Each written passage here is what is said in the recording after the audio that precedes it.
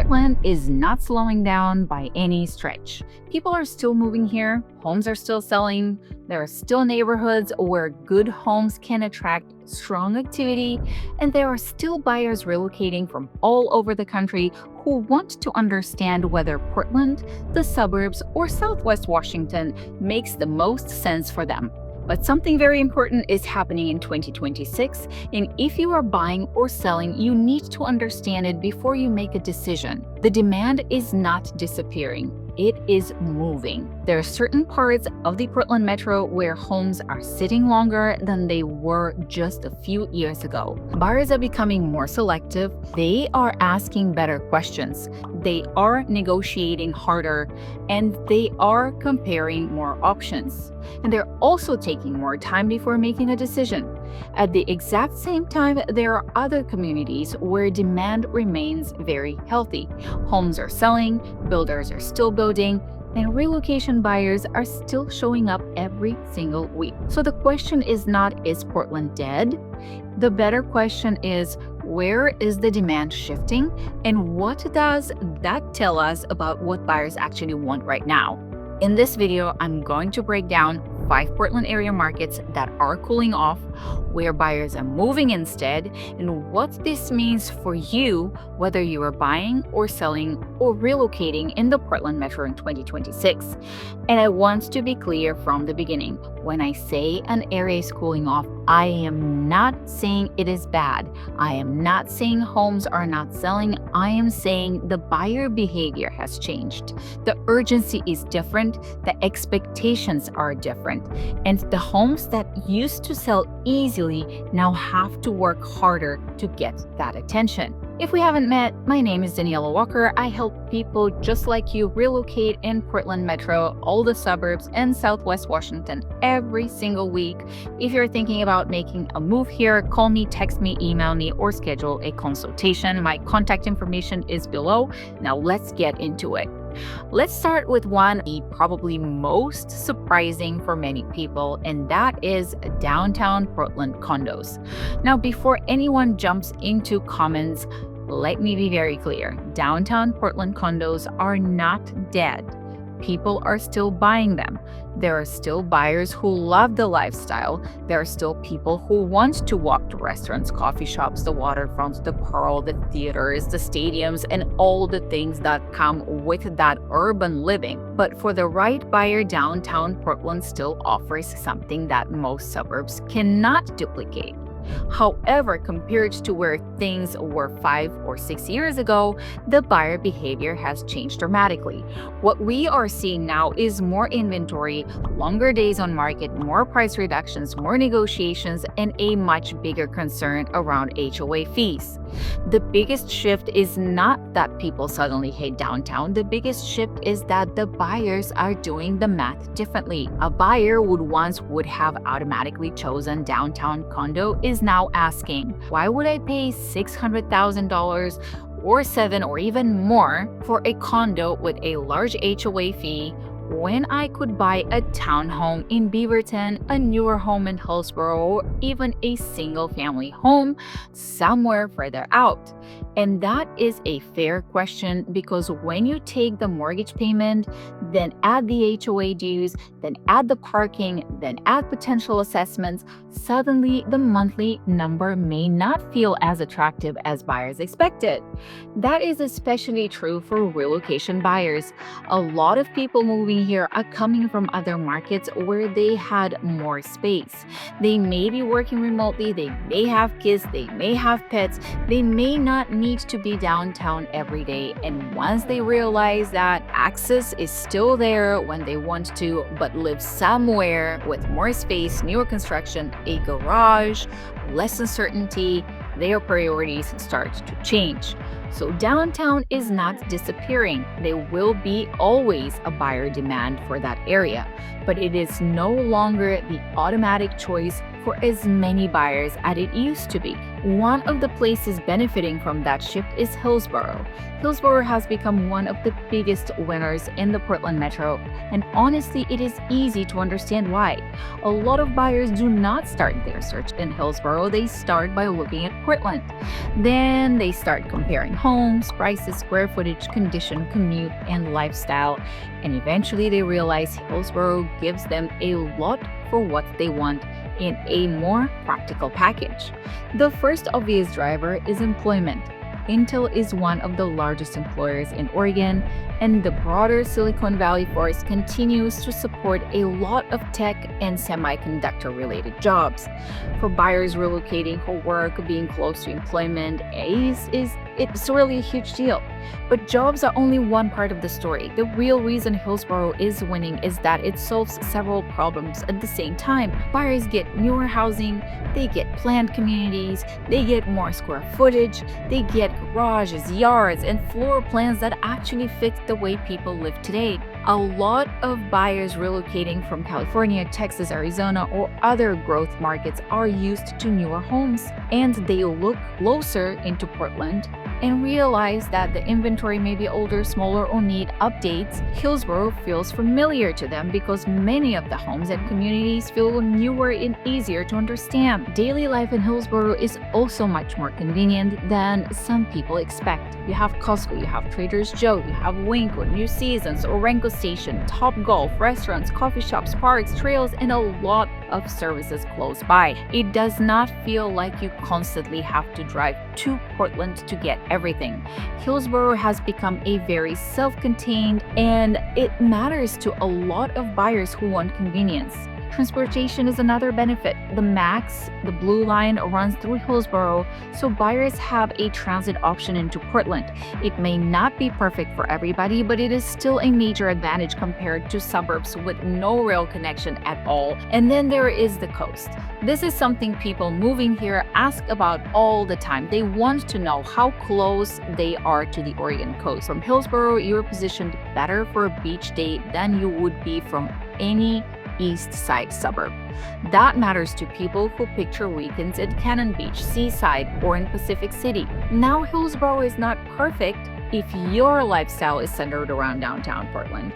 It can feel really far. And if you work on the east side, the commute may not be a very sensible thing. But for buyers who want newer homes, strong employment access, amenities, value, and long-term growth, Hillsboro is one of the strongest options right now. The next cooling area is Northwest Portland luxury market. Northwest Portland is still one of the most desirable parts of Portland. I want to say that clearly because it is not about trashing Northwest. The Northwest 23rd Alphabet District, Forest Park, beautiful old homes, walkability, restaurants, coffee shops, and character streets all create a lifestyle that is very different to duplicate. For certain buyers, Northwest Portland is still the dream, but the luxury market there has become more selective. Buyers are spending $1.5 million to $2 million or more are no longer willing to overlook the same issues they might have overlooked a few years ago. They're not just buying the neighborhood, they are buying the whole package. And if the home has deferred maintenance, dated finishes, an older roof, older systems, or layout that does not work for modern living, buyers are pushing back. A few years ago, a buyer might say, "We love the location, we can update the kitchen later, we can remodel the bathrooms, we can deal with the roof eventually." Today, that buyer is much more likely to say, "At this price point, why am I taking on a project?" And that is the key shift. Luxury buyers are not buying potential the same way. They are buying certainty. Part of this is because renovation costs are still high, labor is expensive, materials are expensive, contractors can be hard to schedule, and most buyers, specifically relocation buyers, do not want to move to a new state and immediately manage a major remodel. They want to enjoy the house. They want the home that feels finished. They want the money they are spending to match the condition they are getting. This does not mean every luxury home in Northwest Portland is struggling. The best homes still sell. Beautifully updated homes in strong locations still attract attention and multiple offers. But the homes that need work are taking longer, and sellers have to become more realistic. Where are some of those buyers going instead? Westland is one of the strongest move-up luxury alternatives in the metro right now. A lot of buyers start their search in Lake Oswego or Northwest Portland, and then they tour Westland and realize it may actually fit their lifestyle better. The biggest reason is space. Buyers can often get more house, more yard, more privacy in a quieter setting for the same budget or sometimes less. Westland has completely different feel from Northwest Portland. It is less urban, less walkable in the same sense, and quieter, but for many families, this is the point. It feels established, green, residential, and stable. The neighborhoods are filled with mature trees, parks everywhere. You have access to the Lululemon River, trails, sports fields, and community events. It feels like a place where people settle in and stay. Schools are another major driver for families relocating to the Portland area.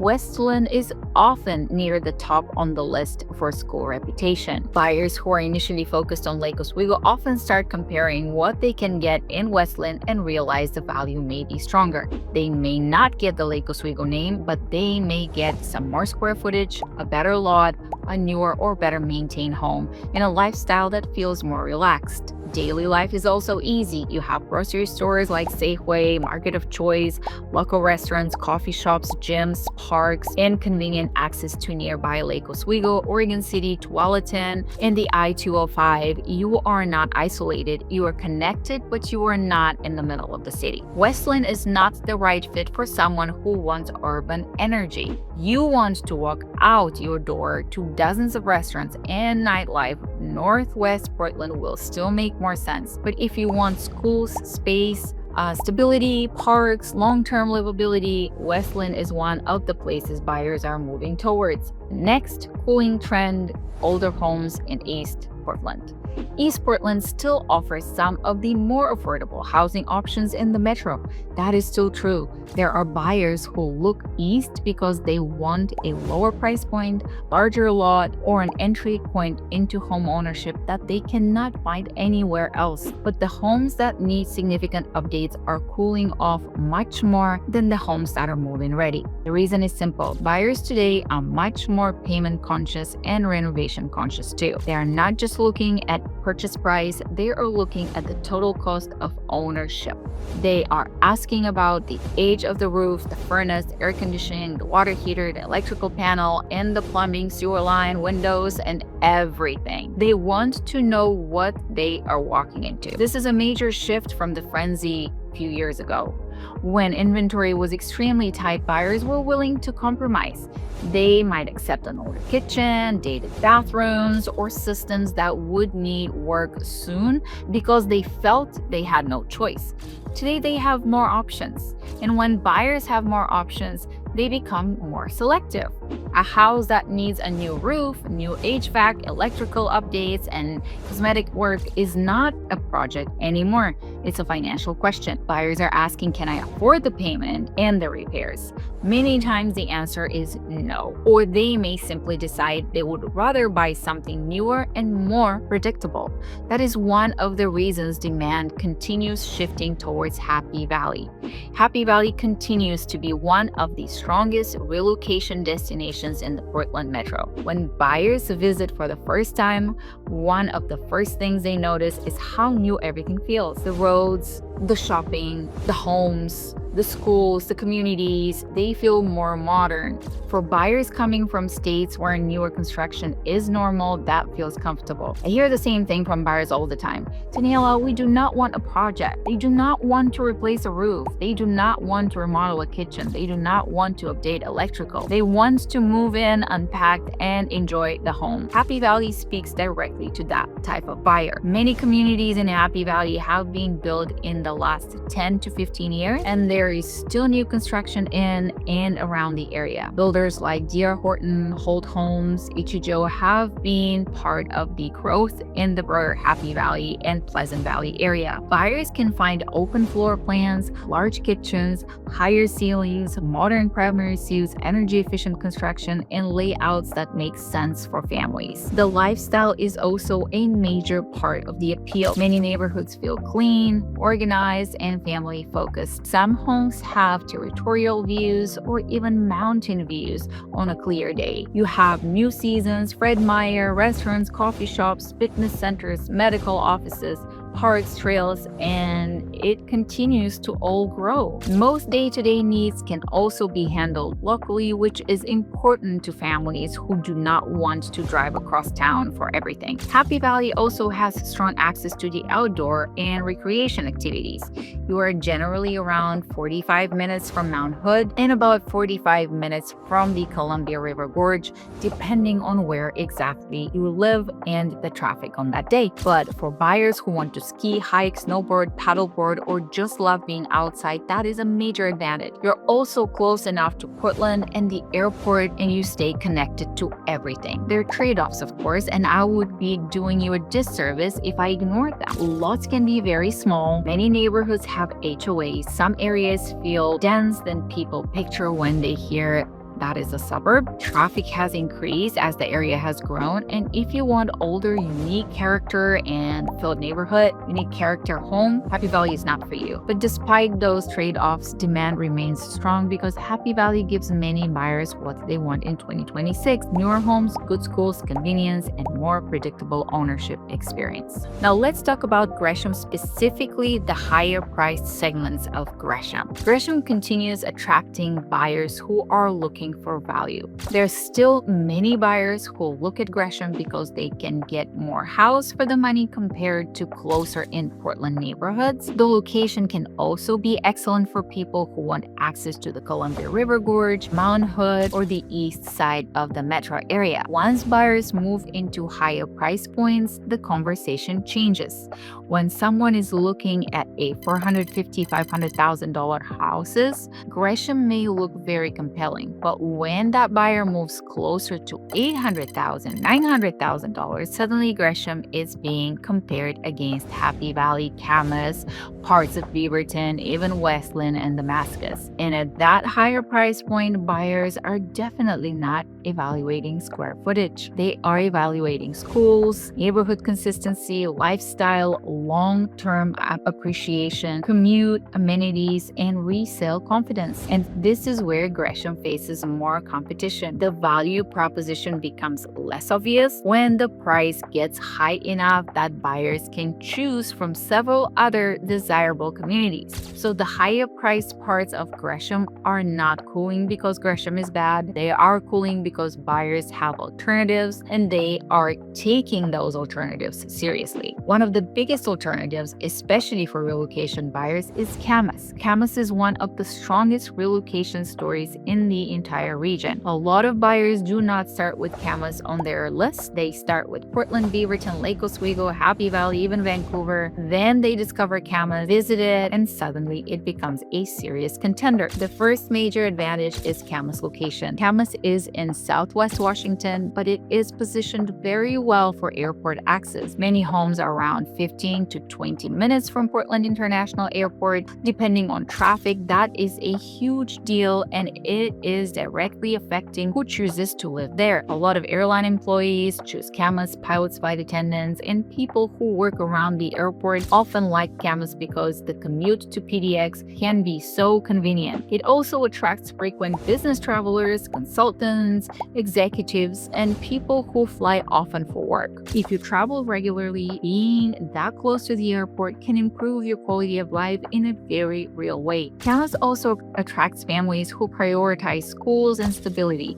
The Camas School District has a strong reputation, and for many buyers, that alone puts Camas near the top of the list. I have seen buyers who originally planned to stay in Oregon start considering Camas almost entirely because of the schools and the overall community feel. The feel of Camas is one of its biggest strengths. Buyers often describe it as organized, clean, intentional, and stable. Downtown Camas also has restaurants, coffee shops, boutiques, local businesses, and community events. It has charm without feeling chaotic. It still feels like community, not just a collection of subdivisions. The outdoor lifestyle is another huge draw. Lacamas Lake is right there. You have trails, parks, water access, and quick access to the Columbia River Gorge. If you are hiking, walking, kayaking, biking, or just want to be near nature, Camas is one of the best positioned communities in the metro. You can also get to larger retail in Vancouver very easily, including Costco, Trader Joe's, Target, Home Depot, and major shopping areas. Camas is not perfect. It's more expensive than many surrounding areas. Inventory can be very competitive. It is not an urban nightlife location. Public transportation is limited, so most people drive. And if you commute to Portland every day, you still need to understand the bridge traffic. But for buyers who want schools, airport access, outdoor lifestyle, community feel, and long-term sustainability, Camas is one of the strongest options in the entire region. Now let's talk about the fifth cooling category. Is not one city. It is a type of home that is showing up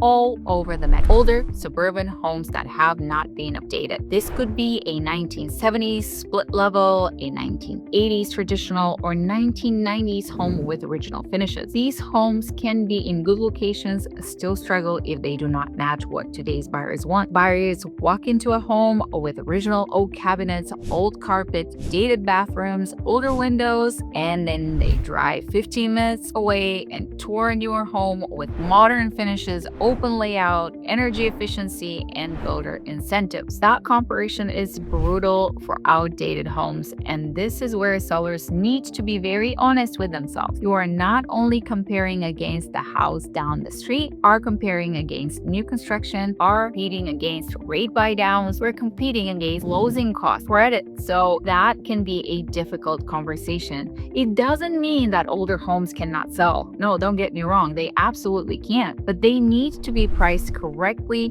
presented well, and positioned honestly. If the home needs work, the price has to reflect that. Buyers are not ignoring condition the way they did during the hottest years on the market. Where are many buyers going instead? Well, Sherwood and Wilsonville are huge. Sherwood continues to attract families who want a stronger sense of community, good schools, new neighborhoods, and a small town feel. A lot of buyers visit Sherwood and immediately feel the difference. It feels more connected and slower paced than some of the larger suburbs, and the downtown has charm, that community feel, that family oriented, and the proximity to wine country is a bonus, of course. For buyers who want suburban lifestyle without feeling swallowed by the metro, Sherwood can be a very strong fit. Sherwood is especially appealing to buyers who want good schools, newer homes, parks, sports field, community events, quieter pace of life. It is not the best fit for someone who wants to be in Portland every day, and it may feel too far out for those commuters, but for families looking for long-term stability, it checks a lot of boxes. Wilsonville attracts a slightly different type of buyer. Wilsonville is extremely practical because of its location. It sits along I-5, which makes it useful for people commuting to Portland, Salem, or Tualatin, or other employment centers. It is also popular with buyers who want newer homes, well-planned communities, and strong amenities. Wilsonville has grocery stores, restaurants, parks, trails, and a very organized suburban feel. Charbonneau also gives Wilsonville a unique lifestyle option, especially for buyers who like golf course communities or want to quieter, more established setting. For some buyers, Wilsonville offers the best combination of convenience, newer housing, and access to both the north and the south sides of the Willamette Valley. Sherwood and Wilsonville are not the same, and that is important. Sherwood feels more small town and community oriented. Wilsonville feels more connected, practical, and commuter friendly. Both are benefiting from buyers who want newer homes, strong schools, and a fewer surprises. So what does all of this mean if you are buying? Honestly, this is one of the best opportunities buyers have had in several years. Not because prices are crashing, they're definitely not, but because buyers have options again. You can compare homes, you can think, you can negotiate, you can ask questions, or you can inspect more carefully. You can choose the location that actually fits your lifestyle instead of feeling forced into whatever is available. But this is not the market where you should be careless as well. You still need to be strategic. You still need to pay attention to commute times and pay attention to school boundaries and taxes and development and all the resale potential. But the right house in the wrong location can become a frustrating decision very quickly. This is especially true for relocation buyers. Online research can help you narrow things down, but it cannot tell you how a community actually feels. Beaverton, Hillsboro, Happy Valley, Kamloops, Sherwood, Wilsonville, Westland, and Portland all feel completely different in person. Your lifestyle matters, your commute matters, your budget matters, your tolerance for information and for maintenance and for everything house related, long-term plans matter. If you are selling, the message is different, but it's just as important. You can absolutely still succeed in this market. Homes are still selling every single day, but expectations need to be realistic.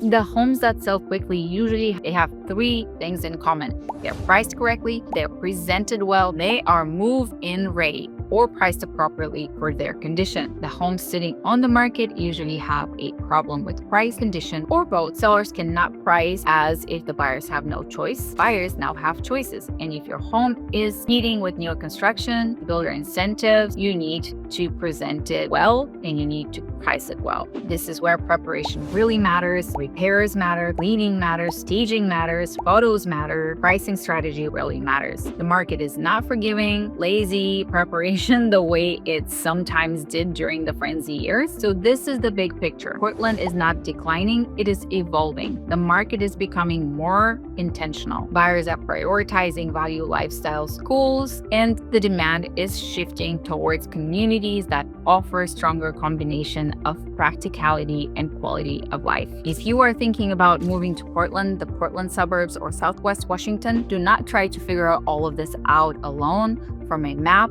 and a few internet searches. Every community feels different in person. Every neighborhood has its own strengths and weaknesses, and the right answer depends on your budget, lifestyle, commute, goals, and long-term goals. Whether you are considering any of these areas or any other areas, do not hesitate to reach out. I'll be more than happy to help you in your search. I'll see you on the next one.